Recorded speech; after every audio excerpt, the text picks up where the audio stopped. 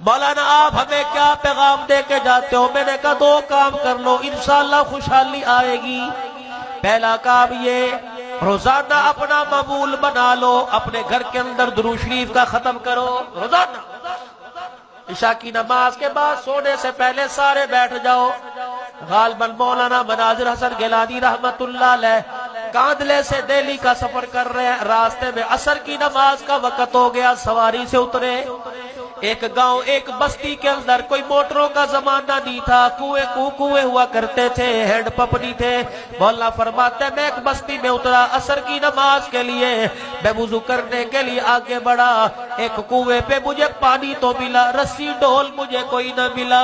میں بڑا پریشان ہوا، چھوٹی چھوٹی بچیاں گڑیوں پٹولوں سے گلی میں کھیل رہی تھی۔ میں نے ایک بچی کا ہاتھ پکڑا، میں نے کہا بیٹی ذرا گھر سے کوئی رسی کپڑا لے کے آ، گھر سے کوئی ڈول لوٹا لے کے آ۔ کہنے لگی بزرگوں کیا کرو گے؟ میں نے کہا پانی نکال کے وضو کروں گا۔ کہنے لگی بابا کچھ اور تو کام نہیں؟ میں نے کہا نہیں۔ مولانا فرماتے ہیں بچی نے میری انگلی پکڑی، کنویں کے قریب لے گئی اور اندر جا کے بسم اللہ پڑھ کے کنویں میں تھوک دیا۔ اس کا تھوک تہ میں جا کے لگا، پانی ٹھاٹھے مارتا کناروں تک آ گیا۔ مولا فرماتے ہیں میں نے وضو کیا، نماز پڑھی، میرے بچیوں کو دیکھا، پھر بچیوں میں کھیل رہی ہے۔ میں نے کہا بیٹی ادھر آ کے بابا ہن کی کام ہے؟ میں نے کہا راز تو بتا کے جا جو تُو نے تھوکا، اس کا راز کیا ہے؟ کہنے لگی بابا اب بھی مارے گی۔ میں نے کہا اللہ اکبر، تو بتا دے گی امت کی بچیوں پر احسان ہو جائے گا۔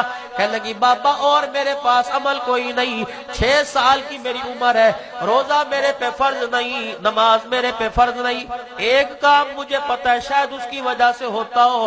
فرمایا کیا بات ہے؟ کہ بابا جی جب رات کو روٹی کھا پی کے دودھ پی کے جب سونے کے لیے جاتی ہوں، میری ماں مجھے لے جا کے وضو کراتی ہے، پھر چھوٹے سا دوپٹہ میرے سر پہ دے کے ہاتھ پہ تسبیح پکڑ کے خود بھی بیٹھ جاتی ہے، مجھے بھی بٹھا دیتی ہے۔